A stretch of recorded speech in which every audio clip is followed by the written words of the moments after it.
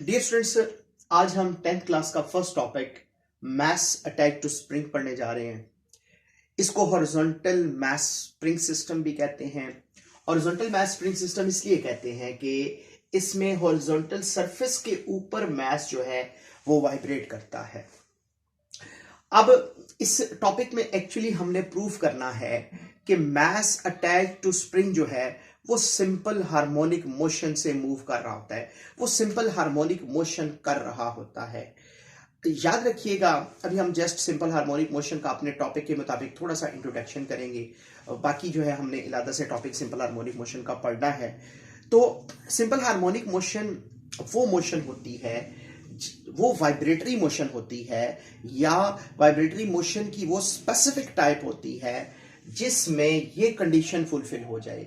ये कंडीशन क्या कहती है कि acceleration is directly proportional to displacement from mean position. जैसे ये देखें कि मैं इसकी बात करता हूं, मैस अटैच टू स्प्रिंग की बात करता हूं, तो इसमें देखें डिस्प्लेसमेंट फ्रॉम मीन पोजीशन ये वाला है। मैं अगर देखें ये अपनी रेस्ट पोजीशन पे मौजूद था, मैंने इस पे फोर्स लगाई, ये देखें इसको स्ट्रेच किया, तो ये इसका एक्स डिस्प्लेसमेंट है। तो ये डिस्प्लेसमेंट जितना ज्यादा होगा एक्सेलरेशन भी ज्यादा होगा। फिर साथ ये नेगेटिव साइन भी आनी चाहिए, तो इसको तो हम डिस्कस करेंगे। मैंने क्या कहा, वाइब्रेटरी मोशन होनी चाहिए फर्स्ट ऑफ ऑल, फिर ये कंडीशन उस पर मैथमेटिकल ये कंडीशन फुलफिल होनी चाहिए। तो चले इस कंडीशन की क्या मीनिंग है ये हमने वैसे भी इसको डिस्कस करना है। तो अभी आप देखें, इस टॉपिक को प्रूफ करने के लिए, मतलब इस मैस अटैच टू स्प्रिंग जो सिंपल हार्मोनिक मोशन कर रहा होता है, इसको प्रूफ करने के लिए ये देखें एक कंसीडर किया हुआ है हमने, एक मैस कंसीडर किया हुआ है जिसका जो स्प्रिंग का एक एंड इस मैस के साथ अटैच है, दूसरा एंड यहां पे एक फर्म सपोर्ट है। फर्म सपोर्ट मतलब फिक्स सपोर्ट है, रिजिड सपोर्ट है, मतलब जो है ना ऐसा नहीं है कि वो मतलब एक सख्त सी एक सपोर्ट है, हार्ड सपोर्ट है, उसके साथ हमने इधर इसको रखा हुआ है। और ये जो हमारी जो हॉरिजॉन्टल सरफेस है ना, ये फ्रिक्शनलेस है, मतलब कम से कम इसकी फ्रिक्शन है। फिर देखें कि इस मैस पे हम लगाते हैं फोर्स, लगाते हैं अप्लाइड फोर्स, एक्सटर्नल फोर्स लगाते हैं। ये देखें ये स्ट्रेच हुआ, ये इधर मीन पोजीशन पे था, अपनी इक्विलिब्रियम पोजीशन पे था, जिस वक्त कोई फोर्स उस पर एक्ट नहीं कर रही थी, अपनी रेस्ट पोजीशन पे मौजूद था। इक्विलिब्रियम पोजीशन भी इसको कहते हैं, मीन पोजीशन भी कहते हैं, रेस्ट पोजीशन भी कहते हैं। अब हमने फोर्स लगाई तो ये देखें यहां तक स्ट्रेच हो गया, ठीक है। तो जब यहां तक स्ट्रेच हुआ तो अकॉर्डिंग टू हुक्स लॉ हम क्या कह सकते हैं, ये देखिए थ्योरी इसकी लिखी हुई है कि consider a body of mass m is attached to a spring, ठीक है, with a spring and placed on a horizontal frictionless surface. other end of the spring is attached to the firm support. Now spring is stretched to x. हमने इसको x stretch किया, और क्यों stretch किया जी, कितनी force लगाई, f force लगाई। देखिए अकॉर्डिंग टू हुक्स लॉ हम लिख सकते हैं कि जितनी ज्यादा मैं फोर्स लगाऊंगा, इसको नॉर्मली हम वैसे भी इसको अंडरस्टैंड कर सकते हैं कि जितनी ज्यादा मैं फोर्स लगाऊंगा according to Hooke's law, Hooke's ने इसको कहा, एक्सप्लेन किया था, उतनी ज्यादा ये वाली एक्सटेंशन प्रोड्यूस होगी। तो देखिए डायरेक्टली प्रोपोर्शनल है, आप जानते हैं कि डायरेक्टली प्रोपोर्शनल को हम कैसे लिख सकते हैं, F directly proportional to x, ठीक है। ये बेसिकली मैं इसको चले एक्सटर्नल फोर्स कह देता हूं, जो फोर्स मैंने लगाई है। आपको पता है जब भी प्रोपोर्शनल को हटाया जाता है, इक्वल लगाया जाता है, तो कोई ना कोई कांस्टेंट आता है, और इस हमारे केस में k कांस्टेंट है, तो k इंटू एक्स आ गया। अब थोड़ा सा हमें ये अंडरस्टैंड करना है कि ये एक्चुअली k क्या है। स्टूडेंट्स इसको कहते हैं स्प्रिंग कांस्टेंट, ठीक है। k इज इक्वल टू, हमारे पास देखें अगर मैं k की वैल्यू यहां पे फाइंड करता हूं, चलें देखें k को मैं इधर ही रहने देता हूं, और फोर्स उधर जाके क्या हो जाएगी, x इसके साथ मल्टीप्लाई, फोर्स के साथ क्या हो जाएगा, डिवाइड हो जाएगा। तो एक्सटर्नल डिवाइडिंग बाय देखें क्या आ जाएगा, x आ जाएगा। k इज इक्वल टू देखें हमारे पास क्या आ चुका है, k इज इक्वल टू आ चुका है f dividing by f external dividing by x आ चुका है, यानी एक्सटर्नल फोर्स डिवाइडिंग बाय या फोर्स डिवाइडिंग बाय एक्सटेंशन आ चुका है। तो यहां से आप देखें हम इसको डिफाइन कर सकते हैं, स्प्रिंग कांस्टेंट को हम क्या कह सकते हैं। सबसे पहली बात, where k is spring constant, ये स्प्रिंग कांस्टेंट है, ठीक है, spring constant. It is defined as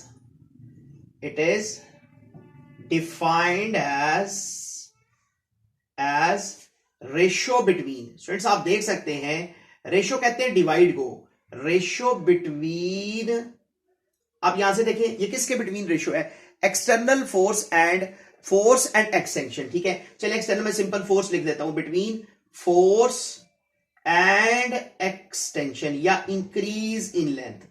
increase in length भी कह सकते हैं स्टूडेंट्स इसको, या हम इसको कह सकते हैं डिस्प्लेसमेंट फ्रॉम मीन पोजीशन भी कह सकते हैं। इंक्रीज इन लेंथ भी इस एक्स को कह सकते हैं, या डिस्प्लेसमेंट फ्रॉम मीन पोजीशन कह सकते हैं, एक बात। अच्छा, दूसरी बात देखें कि इसकी यूनिट क्या बनती है, ठीक है। यूनिट भी अभी हम चलें, इसको यूनिट को भी हम डिस्कस करेंगे। मैं यहां आप देखें, उससे पहले यूनिट से पहले मैं जरा थोड़ा सा इसको और डिस्कस कर लेता हूं, इस स्प्रिंग कांस्टेंट को। तो देखिए मैं डिस्कस कर रहा हूं स्प्रिंग कांस्टेंट को। ये हमें बताता क्या है, ये हमें एक्चुअली ये बताता है कि स्प्रिंग कितना स्टिफ है या कितना सॉफ्ट है, इसके बारे में बताता है, ठीक है। तो हम कह सकते हैं कि के मेजर्स स्टिफनेस ऑफ स्प्रिंग। ये स्टिफनेस ऑफ स्प्रिंग को मेजर करता है, ठीक है। तो हम इसको ऐसे कहते हैं कि इफ K is large,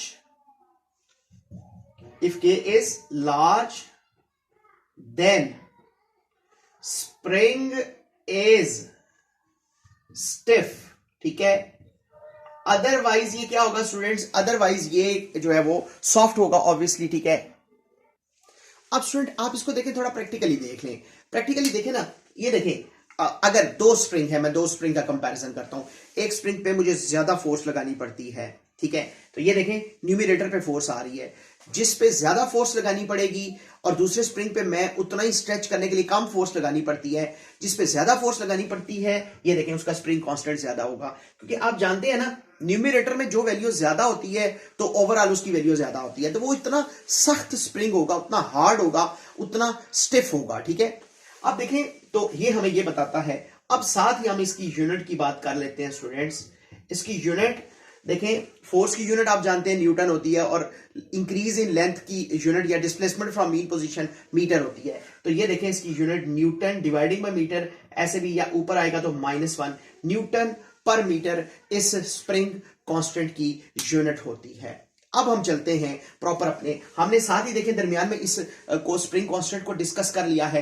अब हम अपने असल टॉपिक की तरफ, ओरिजिनल डायरेक्शन की तरफ फिर चलते हैं। दरमियान में इसको डिफाइन करने के बाद, स्प्रिंग कांस्टेंट को डिस्कस करने के बाद, वो टारगेट हमारा क्या था, हमने इस मास अटैच टू स्प्रिंग को सिंपल हार्मोनिक मोशन प्रूफ करना था। तो चलते हैं जी। देखिए हम लिख सकते हैं फॉर रिस्टोरिंग फोर्स,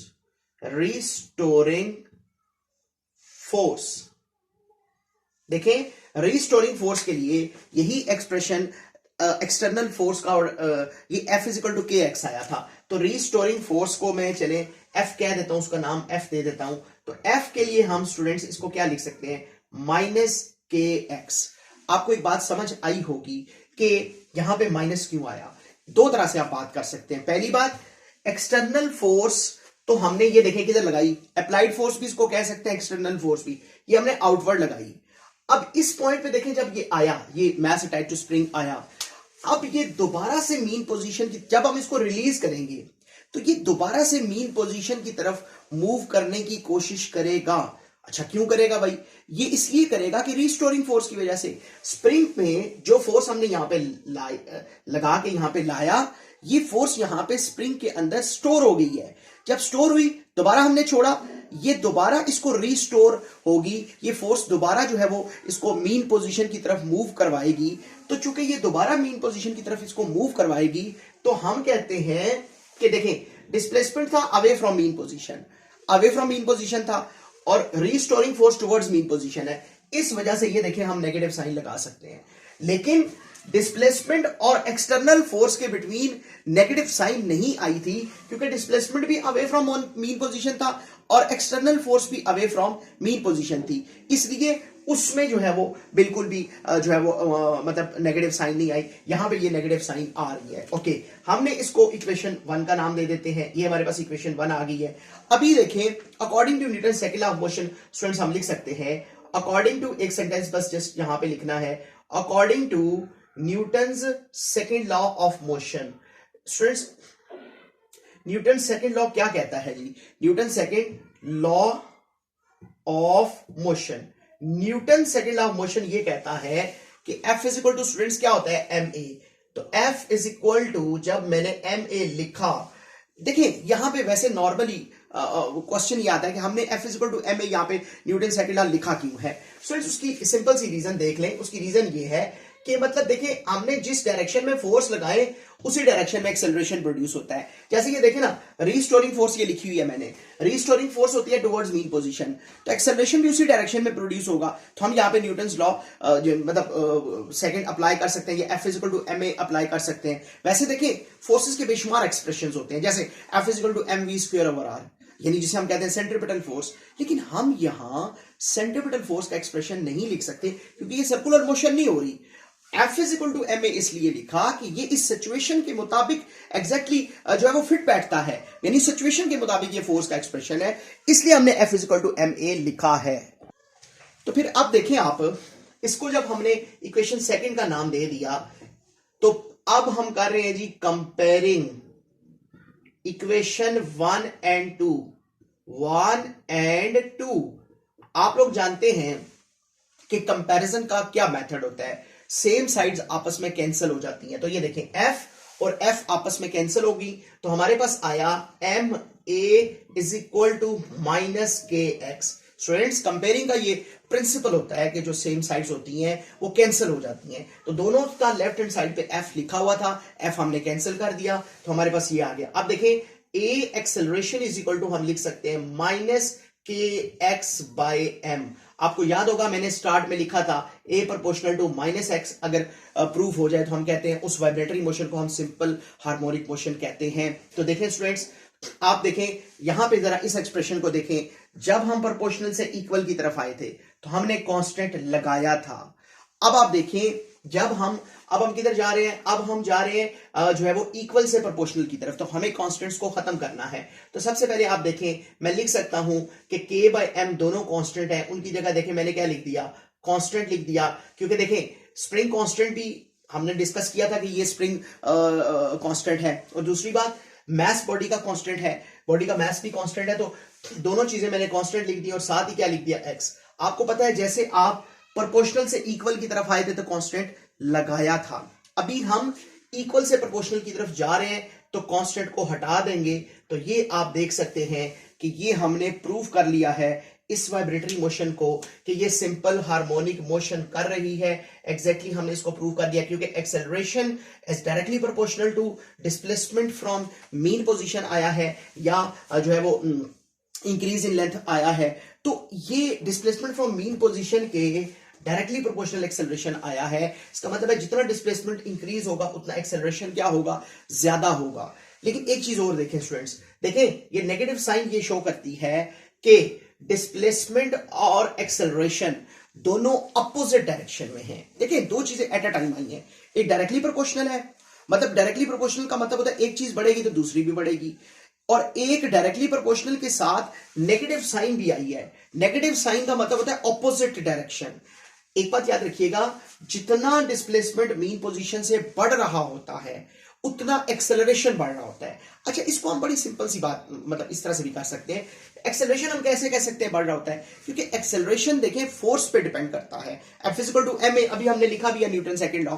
तो आप देखें ना, जितना इसको मैं अवे फ्रॉम मीन पोजीशन लेके जाऊंगा, मैं कहता हूं कि अवे फ्रॉम मीन पोजीशन मुझे फोर्स उतनी लगानी पड़ेगी, वापस आते हुए रीस्टोरिंग फोर्स भी उतनी ज्यादा होगी। तो डिस्प्लेसमेंट ज्यादा तो फोर्स ज्यादा, तो फोर्स ज्यादा होगी तो ऑब्वियसली एक्सेलरेशन भी ज्यादा होगा, because force is related with acceleration and acceleration is related with the force. तो देखिए ये डिस्प्लेसमेंट बढ़ाने से एक्सेलरेशन बढ़ता है, जितना मीन पोजीशन से अवे जाता है उतना एक्सेलरेशन बढ़ता है, ये तो हमें पता चल गया।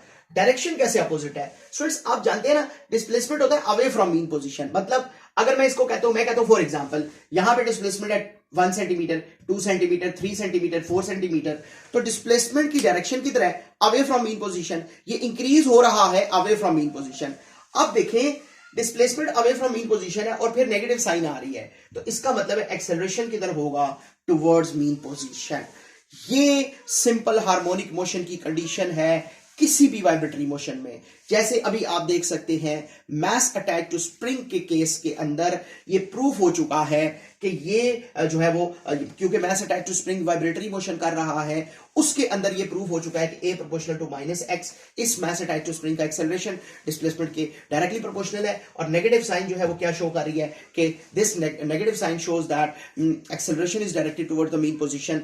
तो हम कह सकते हैं कि ये सिंपल हार्मोनिक मोशन है, यानी मास अटैच टू स्प्रिंग जो है वो सिंपल हार्मोनिक मोशन कर रहा है। स्टूडेंट्स आप देख सकते हैं, वो देखिए मैंने थ्योरेटिकली भी लिख दिया है कि अबव रिलेशन शोज दैट, ठीक है, in which acceleration is directly proportional to displacement from mean position, that this horizontal spring system is moving in simple harmonic motion। ये सिंपल, क्योंकि ये कंडीशन ही किसकी मैंने बताई थी स्टार्ट में, ये कंडीशन ही सिंपल हार्मोनिक मोशन की है। और नेगेटिव साइन ये देखिए मैंने लिखा हुआ है कि नेगेटिव साइन क्या, negative sign shows that the acceleration is directed towards the mean position। ये एक्सेलरेशन मीन पोजीशन की तरफ है। और हमें कैसे पता चल रहा है, क्योंकि स्टूडेंट्स डिस्प्लेसमेंट का हमें पता है वो हमेशा अवे फ्रॉम मीन पोजीशन होता है, उसकी direction away from mean position होती है। और फिर नेगेटिव साइन आ रही है तो इसका मतलब एक्सेलरेशन की तरफ होगा, टुवर्ड्स मीन पोजीशन होगा। Is that clear students?